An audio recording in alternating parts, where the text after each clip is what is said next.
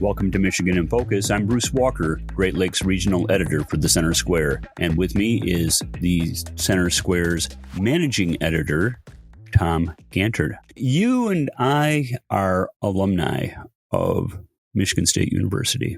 And some news came out of there this week that was, well, a little disconcerting. I mean, when you have a professor who puts in the syllabus that one of your requirements is to donate $99 of your hard-earned student loan dollars for one of her pet projects, and that pet project kind of rankles people of a certain faith, it could get kind of problematic.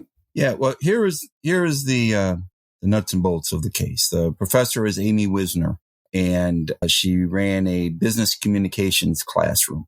In the fall of 2022, she began requiring students to purchase a subscription to the Rebellion Community. It was part of the condition of joining the class. And it was part of the requirement. And this was an organization, which was a website that she had founded that, put it this way, this is what MLive reported it said. The Rebellion Community is a safe place to coordinate our efforts to burn everything to the effing ground. There you go. It was a $99 fee. And as anybody has gone to Michigan State University or any university, even back when we went, Bruce, before there was email addresses, you knew you had to buy books that were written by professors. And, University of Purdue right now estimates that the average student spends $1,030 on books, course materials, supplies, or equipment for every class they take, okay, or over the course of a year. So this has been going on for a long time. What the problem is just like with books, most of this stuff is approved at the administration level. Okay, so anything that a professor does, generally speaking, at a college, goes up the flagpole and gets approved. I'm guessing here, I'm reading the legal tea leaves, that they weren't happy with what they found when they looked into this, because a couple of things have happened since the lawsuit was filed. One, she was removed from the class, and she no longer teaches the class. MLive also reported that she said she was fired. Professor was fired for insubordination. And the University of Michigan, MLive reported, also has offered students a refund of all the money they paid to the Rebellion Community, which is roughly $60,000. You mean Michigan State University, right? Right, Michigan State. What's been reported that she used some of that money to buy an RV to fund a, quote, road trip throughout the United States to co-create communities of rebels.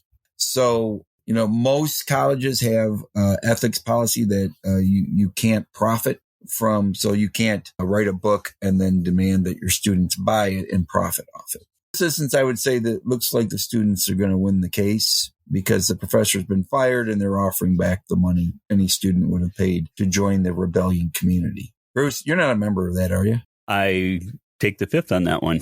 So no, but when I was in college, we had inkwells. We had that too. Actually, that was in my high school. But we would have professors that would require that you purchase their book as course material, and then you couldn't take the book back and sell it at the end of the semester or at the end of the term because the professor would have a new edition come out the next year. And so they were totally reaming the student's pocketbook. Anyway, that's just a bit of an aside, and it's a bit of history for our younger listeners who may not recall inkwells and such nefarious activities on university campuses. This professor, her annual salary was $65,502. From what I've seen of salaries, that's not a high-paid employee at the Michigan State University. So she didn't have the money to buy the RV on her own salary, put it that way, because she was getting $60,000 from this. So it was almost, the total amount of money that these students, she was getting, 400 students to a class, as many as 400 students to a class, according to what was reported. So, the money she was getting, $60,000, just about matched her salary. So the group that she was, for all practical purposes, laundering money for, which was essentially her own personal gain, they also donated money to the causes that the Alliance for Defending Freedom got involved because she was funding a pro-abortion group, Planned Parenthood. From the money there, she was funding Planned Parenthood, allegedly. Right. Now, any other recipients of some of these monies, or? Not that I've seen that's been reported. Well, you have any follow-up on this, Tom? No, just that she's no longer employed by the Michigan State University. And they're offering a refund to anybody who paid on it. So I think, there's really not much reading between the lines there. I think Michigan State admitted that this wasn't something that they approved of. Thank you, Tom. I appreciate it. And listeners can keep up with this story and more at thecentersquare.com. I'm Bruce Walker, Great Lakes Regional Editor for the Center Square. Please subscribe, and thank you for listening.